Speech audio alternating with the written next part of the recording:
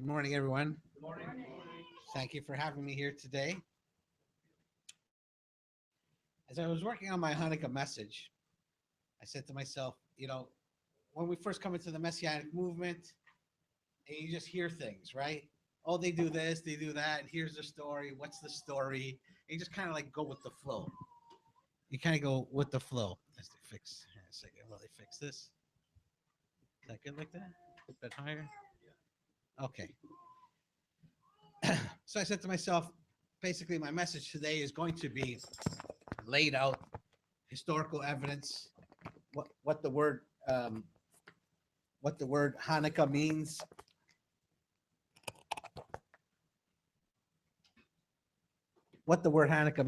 and take that away. Excellent. And basically, how do we apply this memorial feast, I like to call it, in our lives today? So, as far as the historical evidence, the one thing I wanted to research was, did this event happen, right? Because you have to investigate that. And the first century scroll called the Megillah Tanakh is a scroll in the first century and lists all the memorable days that the Jews kept, okay? And it was part of their calendar system. So they knew they fasted on this day, whether it was Yom Kippur or a minor fast, where the temple was destroyed. So that's one documentation. The other documentation is Josephus, and his name is Flavius Josephus. He was born around 37 of the Common Era and died approximately in the year 100 of the Common Era. And he wrote books, and he wrote about this event of the defilement of the temple. And he wrote them in his books called the Antiquities of the Jews. And he also wrote another book called the Jewish War. So they're history books. Now you say, well, they're not in the Bible. Well, historical events could be true. And if they are true, just because they're not in what you believe to be is the final copy of the Bible today, there's still spiritual truth there. As a matter of fact, I think it's in Chronicles, there's the book of Yasher, and the book of Enoch is also quoted in the book of Jude. So even the apostles and the older covenants, they refer to these historical books. They're valid and they hold a lot of wisdom, which doesn't replace at all the Torah. God gave the Torah, which we live by.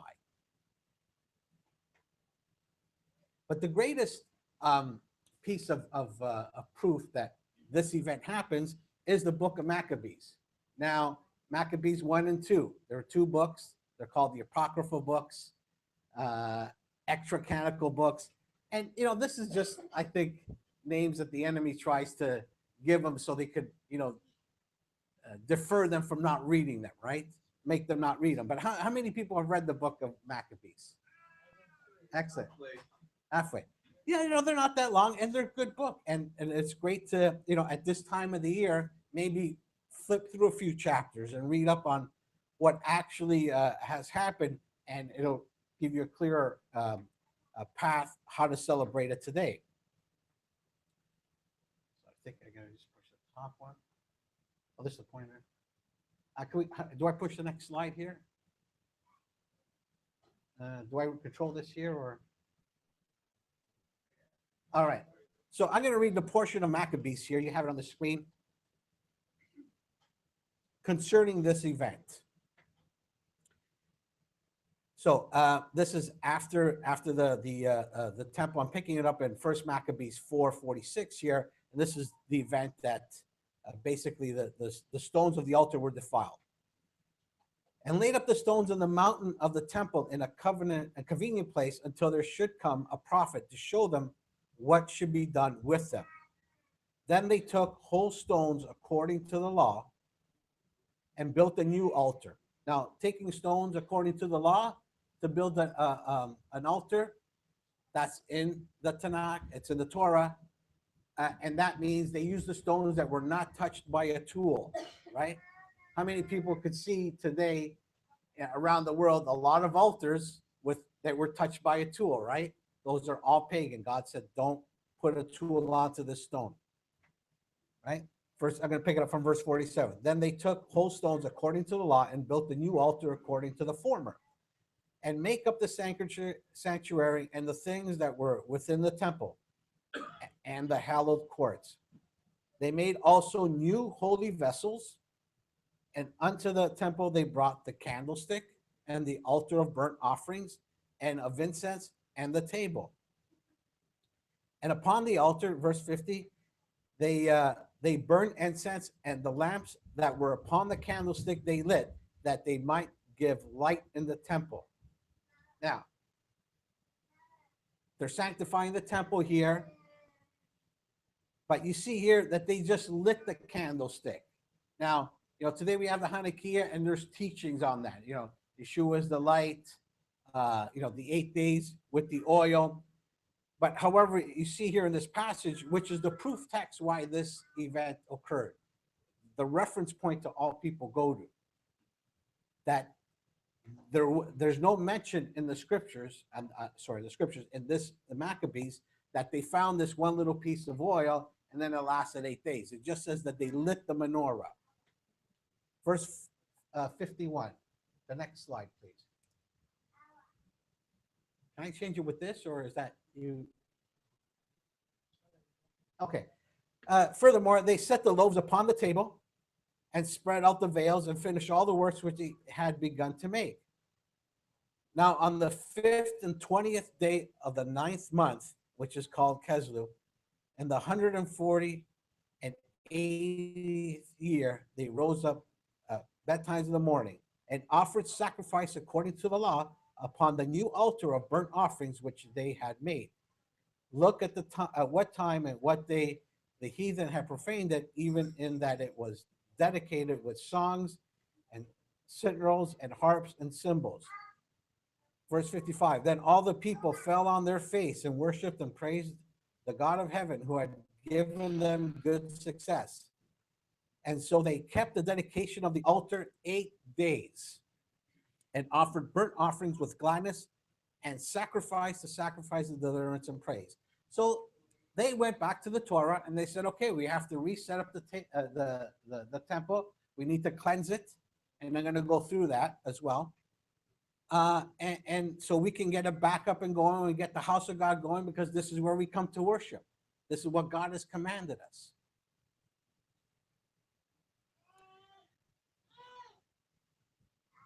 Now, in the book of Maccabees, this is the proof text that they take to celebrate it on a yearly basis. And it's First Maccabees 4:59. Moreover, Judas and his brethren, with the whole congregation of Israel, ordained the days of the dedication of the altar. Remember those words. The days of the dedication of the altar should be kept in their season from year to year by the space of 8 days, from the 5 and 20th day of the month of Keslu, with myrrh and gladness. Okay, so there's the proof text. And if you can, one verse that kind of encapsulates it all, just go back. Excellent, thank you. That it's about the dedication of the altar. That's what this event is about. Okay, it's restoring the whole temple. That doesn't mean there was, a lot of damage, but they probably had some, patchwork to do. But this is the main thing, to rededicate the altar, and that took 8 days. And I'm going to get into that, why that took 8 days. Now, some people would say, we're 2 or 3 are amongst us, whatever is bound on earth is bound in heaven. So this is what kind of thing that the elders did back then. We're going to celebrate this on a yearly basis. Why? Because you always remember God's victories. It's a testimony. Okay. Now, some people, in the Messianic movement believe that this proof text that's up on the screen now is used to indicate that they celebrated Sukkot, that, they missed Sukkot, and so, they wanted to celebrate Sukkot. But we'll see in the history of it that this process, this whole battle of taking over Antiochus IV, was a 3-year span. It wasn't like, it didn't happen overnight. But let's just read 2 Maccabees here. And they kept the 8 days with gladness, as in the feast of Tabernacles, as in the Feast of Tabernacles. So they celebrated it as the Feast of Tabernacles. Remember, not long before they had held the Feast of Tabernacles, right? Because Tabernacles, it's winter time, so Tabernacles was about 2.5 months before that. When as they wandered in the mountains and dens like beasts, therefore they bare branches and bare burrows and psalms also, and sang psalms unto him that had given them good success in cleansing his place. Verse 8 of 2nd Maccabees 10. They ordained also by a common statute and decree that every year those days should be kept of the whole nation of the Jews. And this was the end of Antioch's called Epiphanies. This is actually a picture of the Hasmonean, which was the lineage of the priesthood that ended up defeating Antioch. This is an archaeological site. So basically just giving a little bit more proof. And I think there's one more picture of that. And there's another wall that they actually just discovered this last year in Jerusalem. So I basically said all of this, that the foundational event of this Hanukkah celebration is the fact that Antiochus did come. You can leave it here. That's good. This is Judah Maccabee, was painted in about 1785. So that this event actually happened. It's historical. Alexander the Great, Antiochus. There's coins. There's scrolls. There's lots of archaeological evidence. This event happened. This is the basis for my message here, that the temple, the house of God, was defiled. Okay. Let me just recap. You can just leave it here in this picture here. I'm going to recap now the story of Hanukkah. Alexander the Great conquers the ancient Near East and defeats Persia. And that was in 334 to 332 before the Common Era. Alexander the Great dies in 313 BCE, and his kingdom is divided amongst his 4 generals. Egypt and surrounding regions are given to Ptolemy, Syria and regions north given to Seleucus the first. Israel remains as a kind of buffer between these 2 nations. Then Ptolemy and the Seleucids, which are the Syrians, began their warring, and Israel finally came under the control of Ptolemy. And the high priest was appointed by Ptolemy, governed as responsible for seeing that taxes were collected and paid. Now, how many know in the Torah that that's not a job of the priests, right? They weren't called to collect taxes from the people, period. This gave way at times to much infighting amongst the Jews, as a high priest functioned as a tax collector for the foreign government. And you see that right up to the times of the Romans. Finally, the Seleucids, which are the Syrians, defeated Ptolemy in 199 before the Common Era, and Antioch III became ruler over the entire region. Antiochus III was followed by Antiochus IV, who called himself Epiphanes, which means God manifest. So he portrayed himself to be God. The Jewish tax collector at that time was Jason, who had been appointed high priest by Antiochus through bribes. Now, as you know, that's not in the Torah, right? Who appointed the high priest? There was a lineage, the tribe of Levi, and they were appointed in succession to serve in the house of God, not by a foreign government. Jason turned on his own people in 169 before the Common Era and began killing them because they were unable to pay high taxes he was demanding. Antiochus thought that Jason was trying to take the city of Jerusalem for his own rule, and came to subdue Jason. In the battle that followed, Antiochus killed over 40,000 Jewish people, including women and children.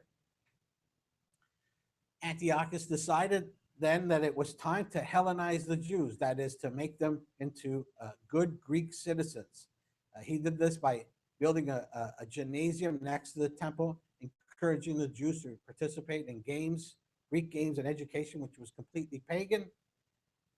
Some did, but many not. Antiochus finally desecrated the temple. He set it up as a Greek temple with cult prostitutes and erected a statue of a Greek god on the altar, to which sacrifice of pigs were made daily. Jews who refused to worship the idol were killed. In an attempt To Hellenize the Jews, the armies of Antiochus went to surrounding towns to force the people to eat non-kosher meat, that is pork, worship idols, and denounce their faith and not keep the Sabbath. At that point, a gentleman, a priest by the name of Mattheanu, he had enough, and one of his priests tried to slaughter a pig on the altar, and he ended up killing him. When Antiochus heard this revolt, he sent 40,000 troops to take care of the problem. The fighting went on for 3 years, during which Mattheanu, the Hasmonean, and that's where the whole Hasmonean family comes in, that they're digging up in Jerusalem even recently, the lineage of the priesthood. And the leadership was passed to his son, primarily Judah Maccabee, or Yehuda Maccabee, which means hammer. Miraculously, the Jewish fighters won, and Jerusalem, including the temple, was regained. And that's Judas Maccabee there. So at some point, you got to say enough is enough. And that's what happened there. And God gave him the victory. And it brings up 2 Chronicles 16:9. It says, "For the eyes of the Lord run to and fro throughout the whole earth to show himself strong on behalf of them whose heart is perfect toward him." You know, God has given us the Torah. He's given us the Tanakh, the prophets. If it says in the book already what to do, do it. That's what's basically, and that's what he did. Now, obviously, we're talking about a war here. People died. A lot of people died. But at some point, they recognized that this is our God. They thought back. They delivered us from Pharaoh. They delivered us from a lot of the enemies in the land that we were given. Right? This is important. That's why we remember these victories. That God is faithful. So then, upon entering the desecrated table, the priest sought to make it dedicated anew unto God. Right? So that's why every year, the verses that are quoted out of Maccabees that are on the 25th of Keslu, for 8 days, it's celebrated. And the books of Maccabees are the cornerstone of this event. This is what all the other historians look to. Okay? Some people may quote the Talmud, but the Talmud, again, is using this as the basis, and then they kind of like add stuff to it. So I'm just trying to stay as pure as possible here. And this fight is basically about religious freedom and national sovereignty. God is sovereign. And that God's word is true, and that he doesn't want you to assimilate. How many times in the Torah do you read, don't take the daughters of, such and such city, right? Because it's going to assimilate. It's going to affect how you worship me. So basically, this event happened. The historical, it happened. All the players are real. There's nothing made up here. That's why the Jewish people keep it every year, according to the book of Maccabees. But what does the word Hanukkah mean? The word Hanukkah, if we get the next slide up, the word Hanukkah also actually means dedication and refers to the rededication of the temple on the 25th of Keslev. And it was desecrated by the Syrian king Antiochus. Now, I want to make a point here that the temple was desecrated. It wasn't desolated. Some Bible prophecy teachers will say, well, this is the event that it's talking about, the desecration that causes desolation. If it was desolate, that means it would be completely flattened out. It'd be completely destroyed, like Solomon's temple and Herod's temple. Now, Herod's temple, okay, let me go through this here first before I get to that point. So here, Strong's Dictionary, Hanukkah. This means dedicated. This is where the word comes from, why you see it today. Right? And it's used for dedication, ceremonies, inauguration. And there's some proof text there. It's used 8 times, this specific word. In the dedication of a wall, in the dedication of David's house, and to the dedication of the temple.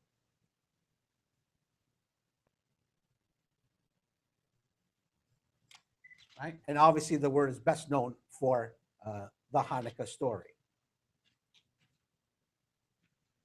Now, in Second Chronicles 7 and 9,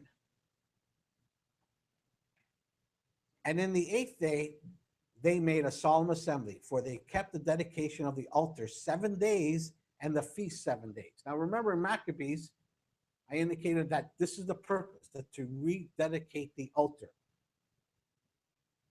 not to make up for Sukkot, because Sukkot is an appointed feast. It happens. Now, there's only one feast that God has given a provision. Which one was that? Passover. That's the only provision in the Torah that says if you're defiled, you touch the dead body, you can wait a month and you can keep the Passover. But all the other feasts, they land on a certain day.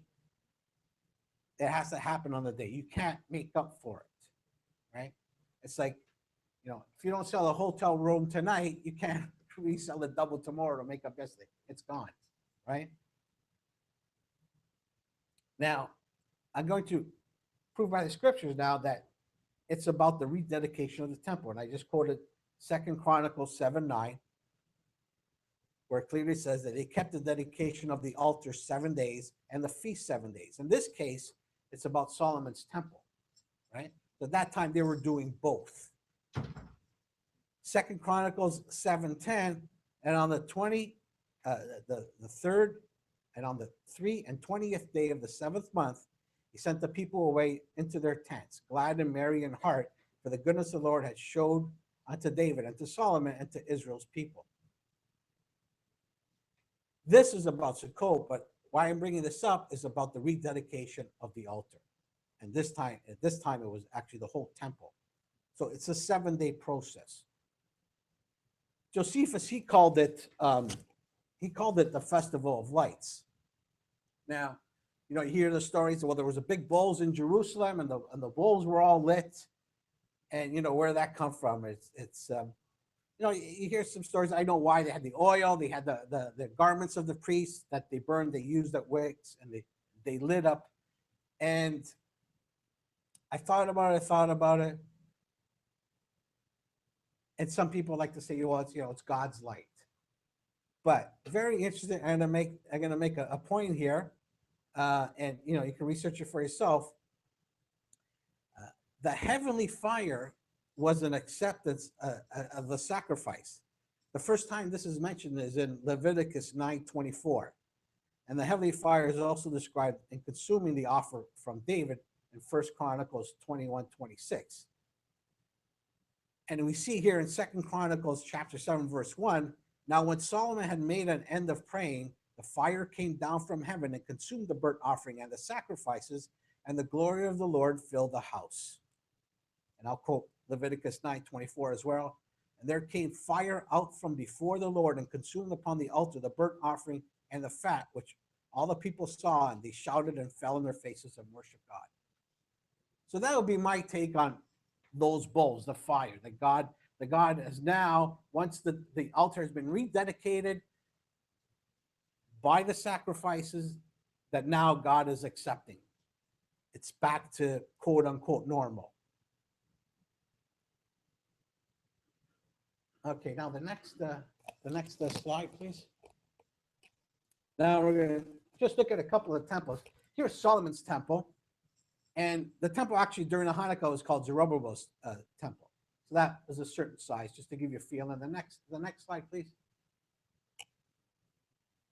So that's just an indication. The larger one is Herod's temple. So he built all those extra auxiliary courts, right? Just to give you kind of perspective on the size there. Now, going back to the point I made previously about the temple was desecrated, not desolated, right? If it was desolated, that means it'd be completely leveled. It was desecrated. That doesn't mean, they had some patchwork or stuff like that to do, but they had to rededicate the altar. That was the primary thing. If it was desolated, that only happened, it only happens when God sends the prophets. Either change your ways, or I'm going to take you off to Babylon, or I'm going to send this army here and I'm going to destroy I'm going to remove my hand of protection, right? That's desolation. And right now in Israel, you have just part of the wall. It's been desolated. It's barren. There's nothing there. So some people tend to think that, this was part of the prophecy. They quote Daniel, but I'm not buying it. It's desecrated, but it's not desolated. So now, what had to be done in order to get the temple back and going and back so God would accept their sacrifices? Because that was the most important thing to them. Well, the first thing is that the priest needed to be consecrated. In Leviticus 8:33, and you shall go out of the door of the tabernacle of the congregation 7 days, until the days of your consecration be at end. For 7 days shall he consecrate you. So these are offerings made on behalf of the priest in order the priest will be consecrated. So this is the process of rededicating the temple. In 2 Chronicles 7:9, and in the 8th day they made a solemn assembly, for they kept the dedication of the altar 7 days, and the feast 7 days. 2 Chronicles 29:17. Now they began on the 1st day of the month to sanctify, and on the 8th day of the month came they to the porch of the Lord. So they sanctified the house of the Lord in 8 days. And in the 16th day of the month, they made an end. So here there was actually two parts. The priests, they're including the priests and the tabernacle on the altar. Now, I'm not going to go through all of it, but 2 Chronicles chapter 29, verses 20 to chapter 30, it all talks about the animals they needed to bring in order to make it official that the altar was dedicated. And it was for 7 days. Why 7 days? It's always in sevens. Sevens is the perfect number. It's the spiritual number. It's a number of perfection. It's a cycle. It's just like, on the 7th day, God rested, right? On the new moon, it's a cycle, right? Another interesting verse concerning this dedication of the altar, which is what Hanukkah is really about. It's found in Ezekiel chapter 43, verses 18 and following. It says, and he said unto me, Son of man, thus saith the Lord God, these are the ordinance of the altar in the day when they shall make it, and to offer burnt offerings thereof, and to sprinkle blood thereof. Right? Because without the sprinkling of the blood on the altar, guess what? Your sins are not forgiven. That was paramount. That was the teaching in the Israeli mindset. We have no way to make atonement for our sins. We can't be accepted by God. We need to get this up and running again. So Ezekiel 43:18 and following talks about the types of the sacrifices that were done to rededicate the temple. If you jump down to Ezekiel 43, verse 26, 7 days shall they purge the altar and purify it, and they shall consecrate themselves. And that whole process is all about, they brought a bull or a lamb or a goat for the sin offering. And that process there, in their mindset, the altar was dedicated. Verse 27 of Ezekiel 43, and when these days had expired, it shall be that upon the 8th day and so forward, the priest shall make your burnt offerings upon the altar and your peace offerings, and I will accept you, saith the Lord. So there's no acceptance unless that altar existed. The altar was extremely important. Without the altar, there was no sprinkling of the blood. No sprinkling of the blood, your sins are not forgiven. Praise Yeshua that he went up to the heavenly tabernacle and sprinkled the blood there that nobody has access to, that it can never be defiled.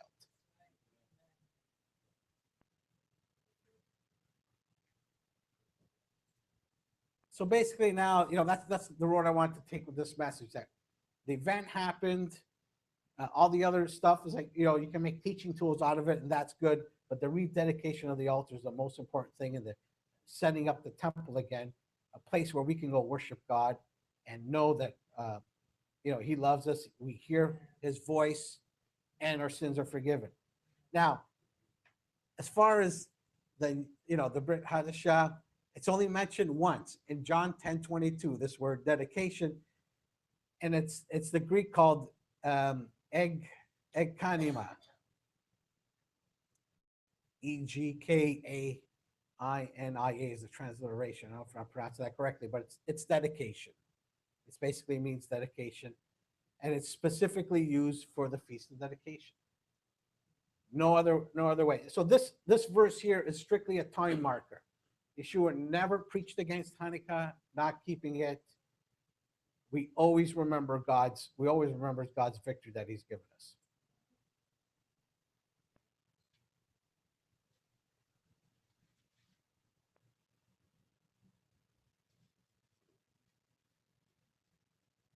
So that brings to how do we apply this festival of 8 days of the repurification of the altar to us?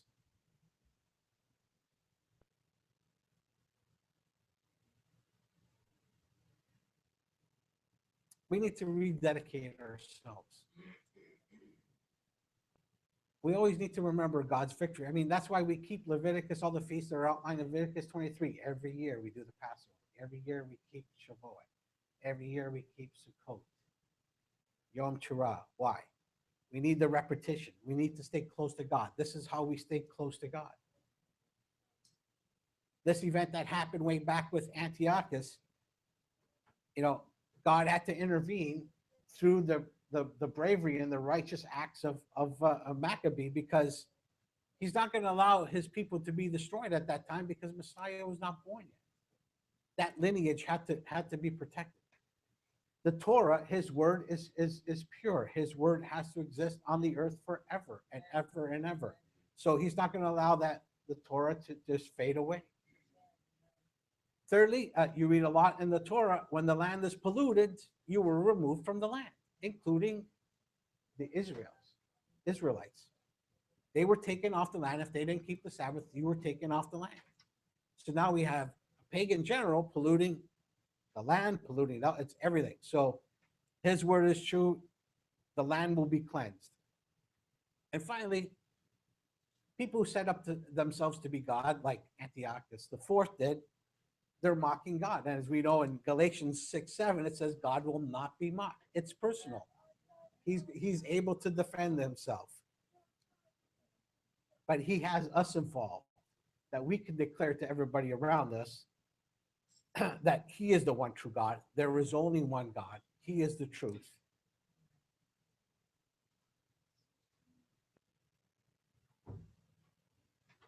So when Yeshua's people celebrate Hanukkah, we have to be aware of our own temple, right? Have we cleansed our temple from all wickedness? Have we cleansed ourselves from rebellion, self-will, and all other sins that we used to control our lives before we were born again?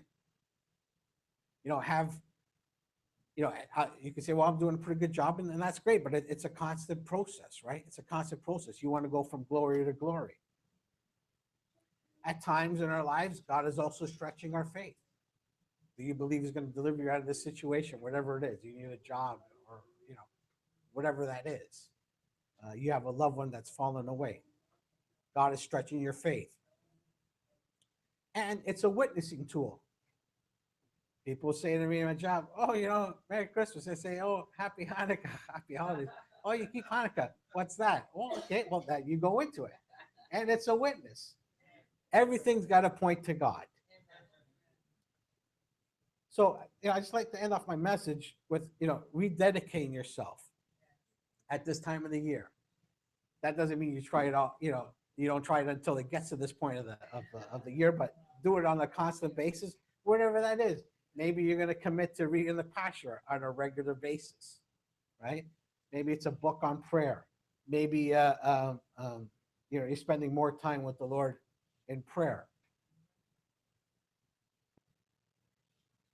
Your end goal of rededication should be to produce more fruit of the Spirit.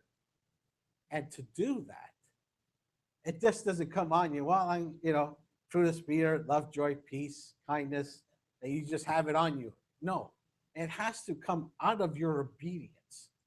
Obedience is the bridge between your rededication and producing that fruit of the Spirit. Without the obedience part,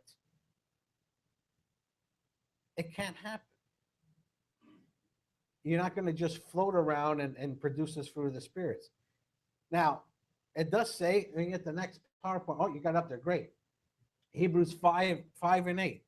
Though he were a son, yet learned he obedience by the things which he suffered. And being made perfect, he became the author of eternal salvation unto all them that obey him. Obey him what? It's not like Yeshua say, help the old lady across the street. No, that's a good deed. You see somebody needs a helper with something, you do it. What's he saying? Obey him. He's telling us to obey his commandments. He's telling to obey his Torah. This is the obedience part. Called of God a high priest after the order of Melchizedek. Romans 6:16 says, know ye not that to whom ye yield yourselves servants obey, his servants you are to whom you obey, whether unto sin, whether of sin unto death, or obedience unto righteousness. You decide who you're going to serve. You're going to serve the flesh, or you're going to be obedient unto righteousness, but that obedience has to be spelled out for you. God's not going to chance it. He's going to just tell you exactly what he wants you to do. Philippians 2, chapter 2, verse 8. And being found in fashion as a man, he humbled himself and became obedient unto death, even the death of a cross. So, oh, I want to get closer to you, Lord. I want to produce more fruit. There's going to be suffering. But in the suffering, God's going to deliver me. But in the midst of that suffering, you have to, ask God, what do you want me to learn in this situation? Am I missing something here? What do I need to switch either in my speech or in my deed? Okay? And that's a 24-hour job. The crucifying the flesh is a 24-hour job. No break, no nothing. Even when you're on vacation, right? I mean, the only way around it really is to just not say anything, be a monk, and live in the mountains somewhere. Maybe you got a half a shot, but no. Obedience unto death. He was obedient even unto death. What's God asked? Everybody's in a different faith walk. Everybody's given a different measure of faith. We shouldn't ridicule one another. Oh, he's not doing this or she's not doing that. Everybody's given a certain measure. Exhort the person. Help them as much as they can. At the end of the day, they got to work out their salvation like I do, with fear and trembling. Right? So when they're going through something, try to give them some words of wisdom, of encouragement, and hopefully the person takes it on. I haven't been obedient to death, that's for sure. Nobody's put a gun to my head and said, stop worshiping on the Sabbath, because that's what happened with the Maccabees, right? Stop worshiping on the Sabbath. This is what you're going to eat. Well, God's telling us not to eat this, but my life's at stake. We're getting close to that, actually. You read a lot of news stories of what's happening, and then we know these are the end times, and it's supposed to be that way. So we're not surprised. Obedient unto death. That's the walk. 1 Peter 1, verse 2 says, elect according to the foreknowledge of God the Father, through sanctification of the Spirit, unto obedience and sprinkling of the blood of Messiah. Grace unto you and peace be multiplied. Just like the Maccabees wanted to restore the temple. This is it. We got nothing to live for. This guy's completely desecrated our temple. We got to go to war. There's no, well, let's all just walk in love. God is going to send somebody. No, the prophet, Malachi told Esther, if you don't do this, don't worry, God's going to rise up somebody else to deliver us. We will be delivered, the prophet said, basically. It's just that, Judah Maccabee took it upon himself from Mattheanu to continue this war, which lasted 3 years. Guerrilla warfare. People died. This is not, this isn't some, wishy-washy church service. These guys were planning how to destroy this guy. Because without the temple, there was no life. Your rededication during this time of the year should produce obedience to the Torah. That's the goal.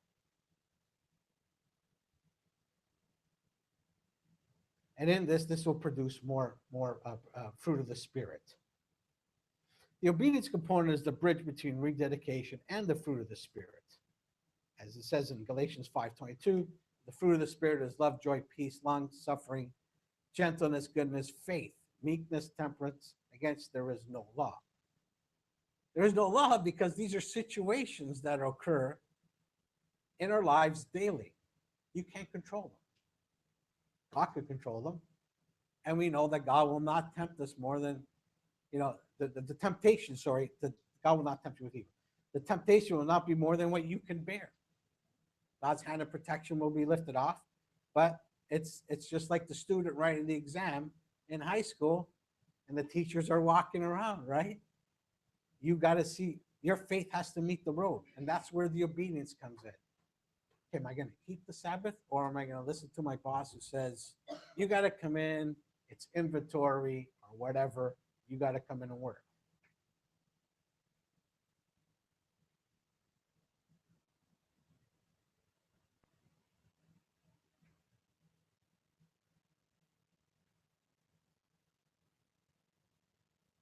Always remember too here, in Matthew 23:23, it says, the weightier matters of the law. I'm actually going to read the whole verse. Woe unto you, scribes and Pharisees, hypocrites, for you pay tithe of mint, anise, and cumin, and have omitted the weightier matters of the law, judgment, mercy, and faith. Now, the weightier matters of the law. If you don't study the law, then you won't know what those matters are. You won't know how God is merciful because of the stories that we read in certain situations, the judgments that were handed down on Mount Sinai, and the faith that the people had. In Hebrews, it says these are the mighty men of faith, starting with Abraham, starting with Noah. He built a boat for what, 500-600 years. So these guys had, why are we doing this? Because they believe what God said. So God has given us his word, and so we have to stick to that. I basically ask you this time of the year that, to lay down your life daily to Messiah. We can go to the last, I'd like to end with this verse here. Next slide, please. I beseech you, therefore, brethren, by the mercies of God, that ye present your bodies a living sacrifice, wholly acceptable unto God, which is your reasonable service. Now, during the Maccabean time, they rededicated the table, the altar in the temple by bringing the prescribed sacrifices for them and us to be reconnected back to God. So we should lay our bodies down and be a living sacrifice and be obedient to the Torah. And this is our good service. This is what I believe is to be the true meaning behind Hanukkah. Is that God is victorious. We remember his victories. He raises people up to overthrow. His word will go forth and not come back to him void. But if I can just leave you with one thing, is to hopefully increase your obedience this year and to not let those things happen as it happened back then, where the temple was defiled by people being bought off, people were tax collectors. So the same application today. It's all about obedience, and you will automatically produce more of the fruit of the Spirit. Thank you. Shabbat Shalom.